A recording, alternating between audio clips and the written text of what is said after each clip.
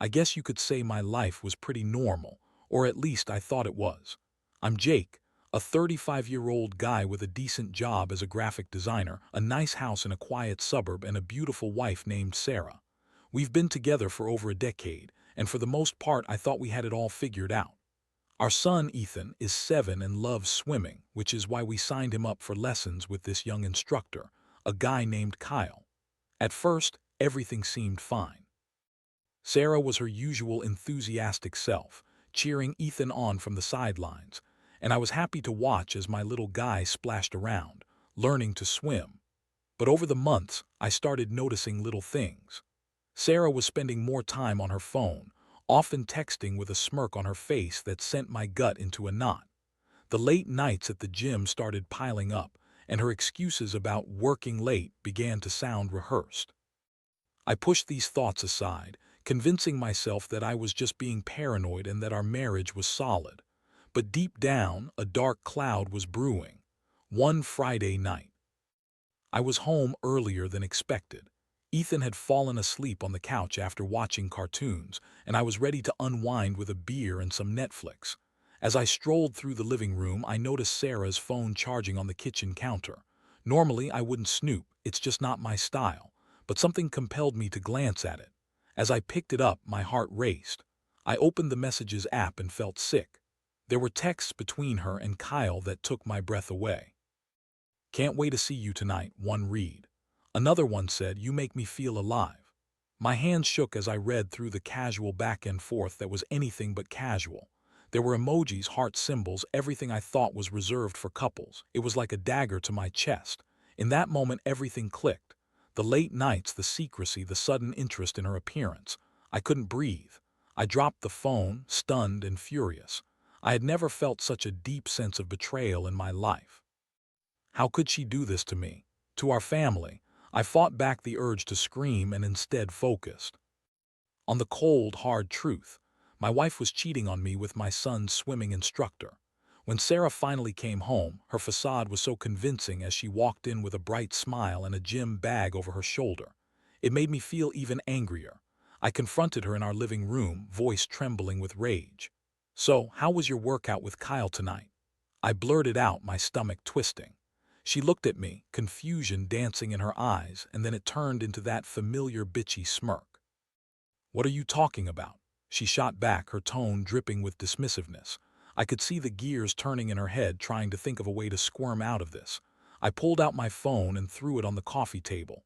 "These texts say otherwise, Sarah. How long has this been going on?" The color drained from her face, and for a moment I thought I could see a hint of guilt. But that quickly vanished, replaced with anger. "You're being ridiculous, Jake. This is just some harmless flirting. You're so insecure." She snapped. It was like a punch to the gut. She was trying to flip the script on me. I was furious, but I couldn't let her twist this into a me problem. As we went back and forth, the air thick with tension, I felt my world shattering. It was like a roller coaster of emotion, shock, anger, and deep sadness all rolled into one. I had to remind myself that what I was feeling was real, and it wasn't going to just go away because she decided to dismiss my feelings. The confrontation spiraled into a blame game. Sarah threw out accusations of me not being attentive enough, of working too late, and even said I was the one who pushed her away. It was infuriating. I realized I couldn't just sit there. I stormed out of the house, needing to clear my head, feeling the weight of the betrayal crashing down on me. This was the moment I knew I had to make a choice. I couldn't let this betrayal define me or our family. I had to figure out how to move forward, but for now I was still reeling from the shock of it all. I drove aimlessly, my mind racing with thoughts. The betrayal was suffocating. It felt as if I were drowning in a sea of confusion and hurt. I found myself pulling into a quiet park, one where Ethan and I often played catch on weekends. The sun was setting, casting a warm glow on the swings that rocked gently in the breeze. I sat in my car for what felt like hours, staring blankly at the empty playground. I couldn't believe Sarah could do this to me. We had built a life together, shared dreams, and shared a son. The memories washed over me. Our wedding day, the birth of Ethan, family vacations, everything now tainted by her betrayal.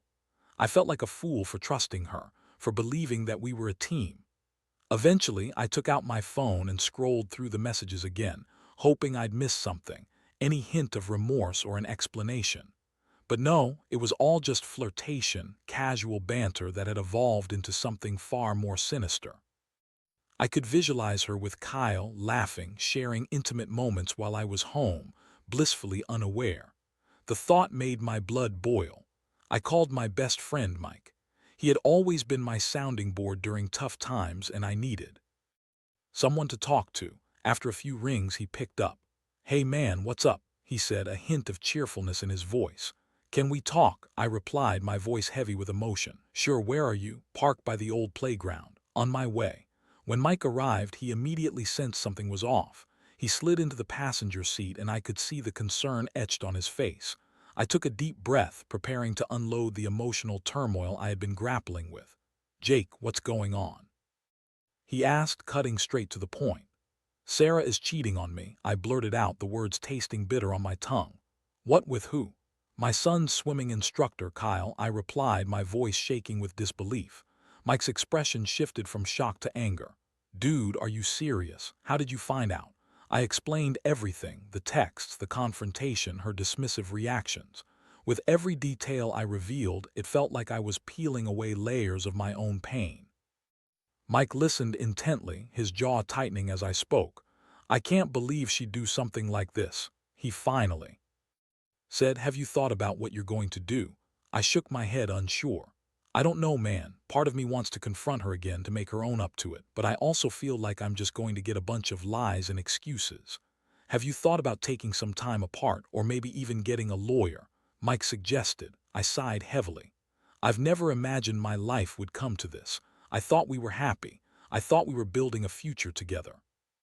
"Sometimes it's not what it seems, bro. You need to think about Ethan too. What's best for him." His words hit me hard. My little boy was innocent in all of this. I couldn't let Sarah's choices ruin his world. I needed to think clearly and make decisions that would protect him, even as I navigated my own shattered heart. After a long discussion, Mike encouraged me to create a plan. "Think about what you want, what will make you happy. You deserve to be treated with respect, man." I nodded, feeling a flicker of determination ignite within me. I didn't want to be the victim in all of this. I wanted to reclaim my life and my dignity. As the sun dipped below the horizon, I felt a sudden rush of clarity. I had to confront Sarah again, but this time I wouldn't let her manipulate me with her lies. I would demand the truth, the whole truth. I wasn't going to allow her to play the victim while she was the one betraying our marriage. I drove home with a sense of purpose. Whatever happened next, I was ready to stand up for myself and my family. I would no longer be the fool in this situation. It was time to make waves. I returned home feeling a mix of resolve and dread.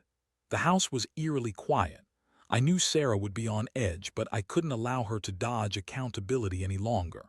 I had spent the drive home rehearsing what I would say, how I would approach the confrontation this time. The betrayal was fresh, but I had to stay focused on the facts and not let her manipulate the narrative. As I stepped inside, the familiar scent of dinner wafted through the air. It was the same meal she always made on Fridays, spaghetti and meatballs. I stopped dead in my tracks. Did she even know how wrong it felt to eat this meal while knowing what she had been doing all this time? I walked into the living room, finding her curled up on the couch, scrolling through her phone. "Jake, you're back," she said, too cheerfully as if nothing had happened. "Yeah, we need to talk," I replied, my voice steady but firm. Her smile faltered and she set her phone down, shifting her body to face me. "About what?" "About you and Kyle," I said, watching her expression change from surprise to defiance. "What do you mean?" she asked, trying to feign innocence. I took a deep breath, grounding myself. "I found the text, Sarah. There's no denying it. You're cheating on me. I want to know how long this has been going on." The air between us crackled with tension. She opened her mouth to speak but quickly closed it, searching for the right words. Finally, she scoffed. "Jake, you're being ridiculous. Just because I was texting him doesn't mean it's anything serious." I could feel my blood boiling, but I forced myself to stay calm. "Harmless flirting? You think that's harmless? You're betraying our marriage. You're betraying me, and most importantly, you're betraying Ethan. Have you even thought about how this affects him?" Her eyes narrowed and I could see her defensive walls go up. "Oh, so now you're the perfect husband. You've been working late for months. I've been feeling neglected." I couldn't believe it.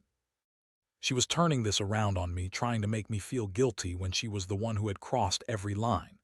"This isn't about me, Sarah. You made the choice to sleep with someone else. You didn't even think about what this could do to our family." The confrontation escalated, with Sarah continuing to throw accusations at me about being a bad husband. I realized she was trying to deflect from her own guilt, and it enraged me. "You think this is my fault? I've always been here for you. I've supported you in every way I could. And now I find out you've been sleeping with our son's instructor." She shifted uncomfortably, and for a brief moment I saw a flicker of vulnerability in her eyes, but just as quickly she buried it beneath her defensive attitude. "I didn't mean for it to happen. It just did," I echoed incredulously. "Do you even hear yourself? You act like this is some mistake, but this is an affair. You made a conscious decision to cross that line." The argument reached a fever pitch, both of us shouting over one another, and at that moment I felt completely lost. I didn't even recognize the woman I had married. The woman who once professed her love for me now seemed like a stranger. After what felt like an eternity of back and forth, I finally managed to get a word in. "I'm done. I can't keep doing this. I can't keep pretending everything is fine when it's not. I deserve better, and so does Ethan." Her expression shifted again. "What are you saying? You want a divorce?" I hesitated, looking at her, weighing my words carefully. "I don't know yet, but I can't stay in a marriage where I can't trust you. I need time to think about what I want."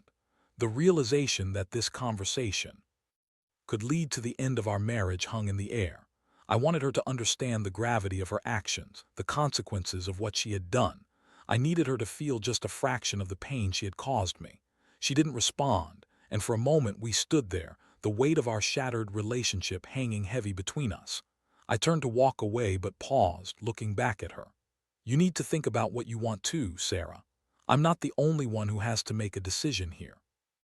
As I walked upstairs, I felt an overwhelming surge of emotions. I was angry, hurt, and utterly devastated, but I also felt a sense of relief. I had taken a stand. The path ahead was uncertain, but I wouldn't allow her betrayal to control my life any longer. I started to think about the possibilities. Maybe it was time to reclaim my happiness, to figure out who I was outside of this marriage. The confrontation had laid bare the betrayal, and I felt a mix of sadness and determination brewing within me. Whatever came next, I wouldn't let it define me. I was going to make waves, and this time it would be for the better. The days following the confrontation were a blur of emotions. I felt like I was living in a fog, going through the motions of daily life while grappling with the reality of Sarah's betrayal. I tried to maintain some semblance of normalcy for Ethan's sake, but inside, I was a whirlwind of confusion and heartbreak. We had an uncomfortable arrangement at home. Sarah and I were like ghostly figures walking around each other in silence, avoiding any real conversation. I could feel the tension in the air, thick enough to cut with a knife. Every time I saw her, I was reminded of the lies and deceit that had shattered our marriage. It was unbearable. Ethan, bless his little heart, seemed to sense that something was off. He would often come up to me and ask, "Dad, are you and Mom okay?" I would force a smile and reassure him that everything was fine, but deep down, my heart ached. I hated the thought of him being caught in this mess. It was a stark reminder that our decisions had consequences, and I refused to let Sarah's choices ruin our son's innocence. One evening, I decided to take a break and call Mike again. He had been a solid support system throughout this ordeal. As I poured myself a drink, I dialed his number, feeling the weight of the world pressing down on my shoulders. He answered quickly, his voice familiar and comforting. "Hey man, what's up?" "Not much. Just trying to keep my head above water," I replied, taking a sip of my drink. "Still feeling the fallout." "Yeah, it's rough. Sarah and I are living like strangers in the same house. I don't know how to handle it." "Have you thought any more about what you want to do?" he asked, his tone serious. I sighed heavily. "I have, but I'm stuck. Part of me wants to just walk away, but I don't want to disrupt Ethan's life either." "Look, Jake, you can't stay in a relationship that's based on lies. You deserve to be happy." He deserves to have a father who's not drowning in pain. His words struck a chord. I knew he was right, but the fear of change and the unknown weighed heavily on me. I just keep thinking about the life we built together. We had plans, dreams. It feels so hard to just let go. I get it, but holding on to something that's broken won't fix it.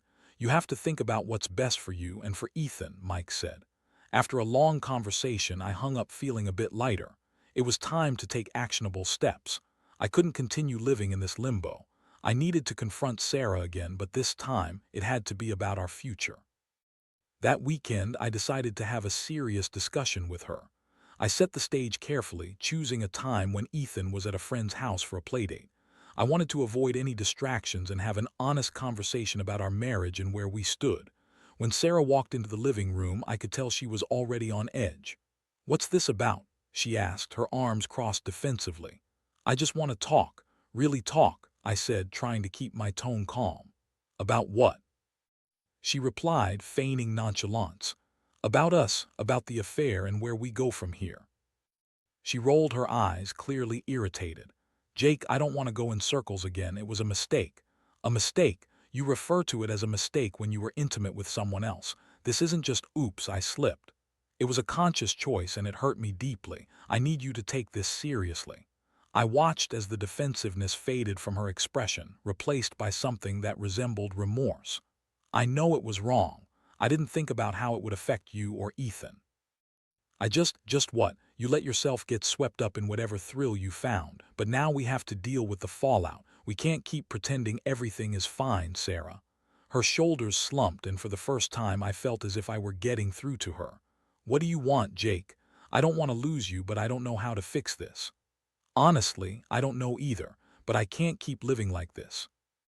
I need to know if you're willing to work on rebuilding trust, because right now, I can't even look at you without feeling pain." She looked down, clearly struggling with her emotions. "I need time to think too. I messed up and I need to understand why I did it, Jake. It wasn't just about you and me. I felt lost for a while." I nodded, feeling a mix of frustration and understanding. "Then let's take some time apart. I need to figure out what I want moving forward, and I think you do too. We need to put Ethan first, and right now, neither of us is in a good place." Sarah's eyes filled with tears. "I don't want to lose you, Jake. I always thought we would grow old together. Maybe we still can, but it's going to take a lot of work and honesty. I won't tolerate lies anymore, and I don't want to be with someone who isn't all in." As the gravity of our situation settled in, I felt a sense of clarity. We were at a crossroads, and both of us had to choose which path to take. The decision to separate for a while felt like the only way to truly assess our feelings, to figure out whether we could salvage what was left of our marriage or if it was time to let go. In that moment, I realized that I was ready to reclaim my life.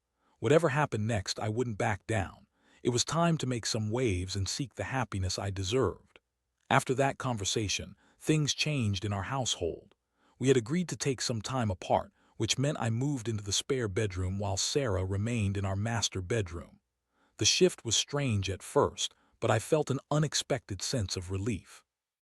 The physical distance allowed me to breathe a little easier. I was no longer suffocated by the weight of her betrayal.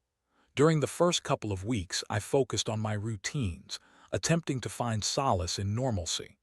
I spent more time with Ethan, taking him to parks, playing video games, and just hanging out, things I had inadvertently neglected while juggling work and the emotional turmoil.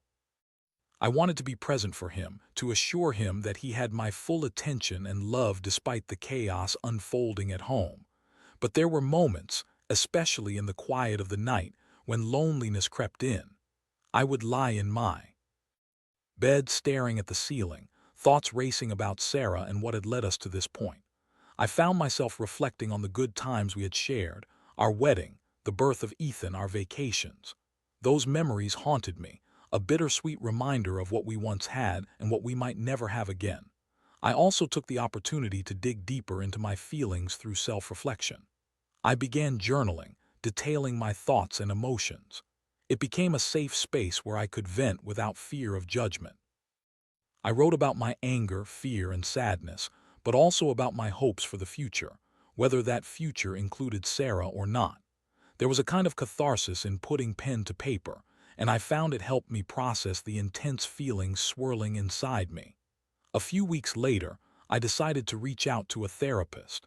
It was time to get some professional guidance as I navigated this difficult period.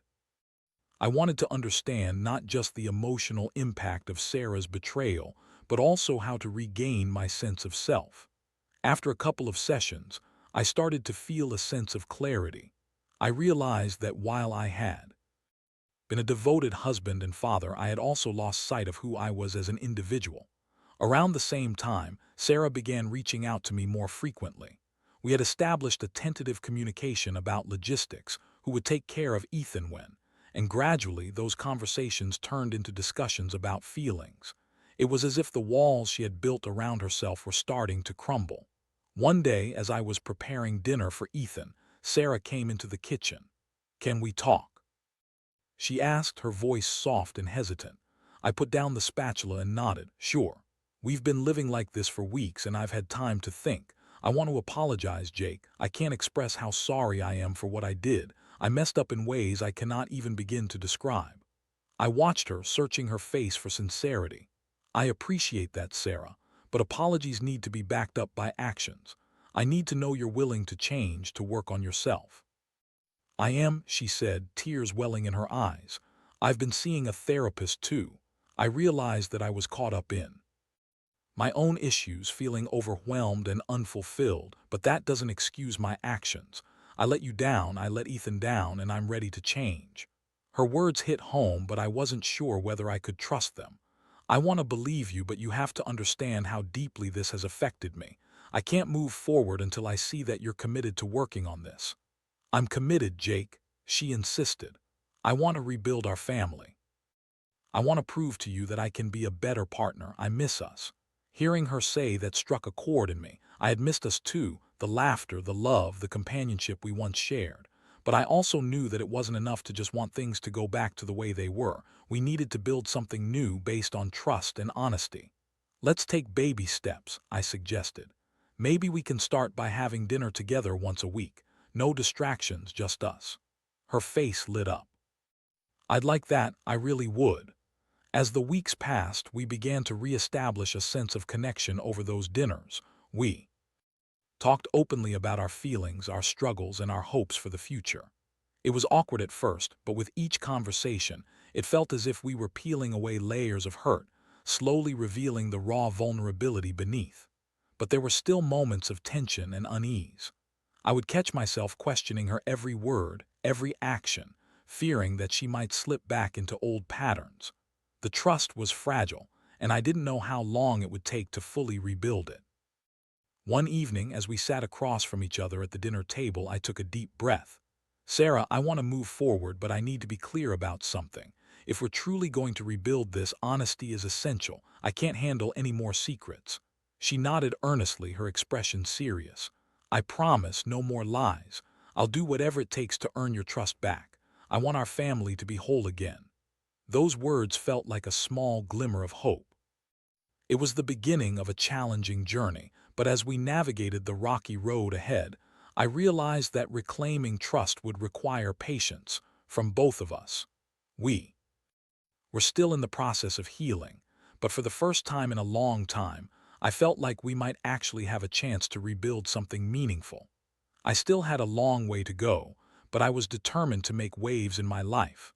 Waves that would lead to growth, healing, and maybe even a renewed love for Sarah and our family.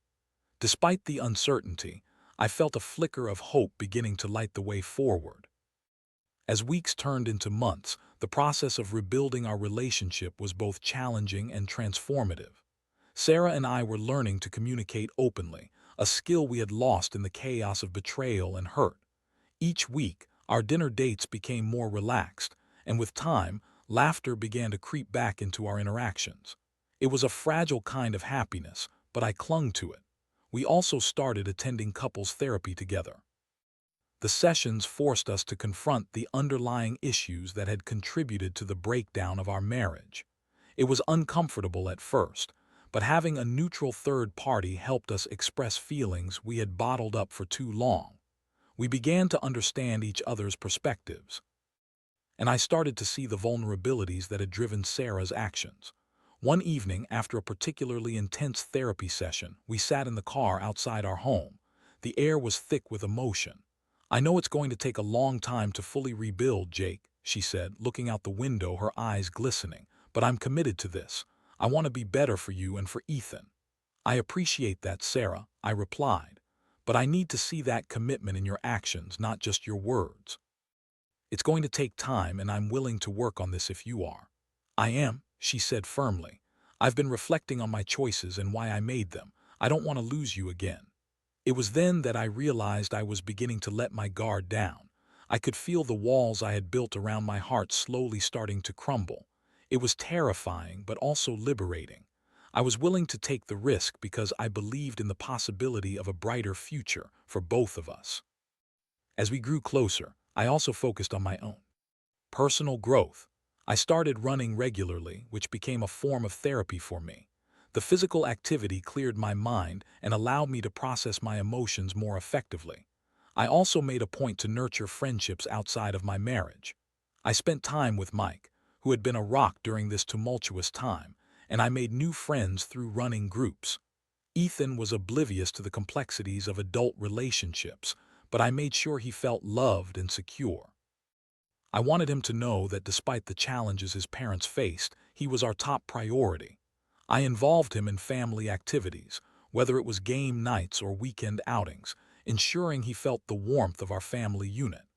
One sunny Saturday afternoon, we planned a family outing to the beach. It was one of those perfect days where the sun kissed the water and the laughter echoed in the breeze.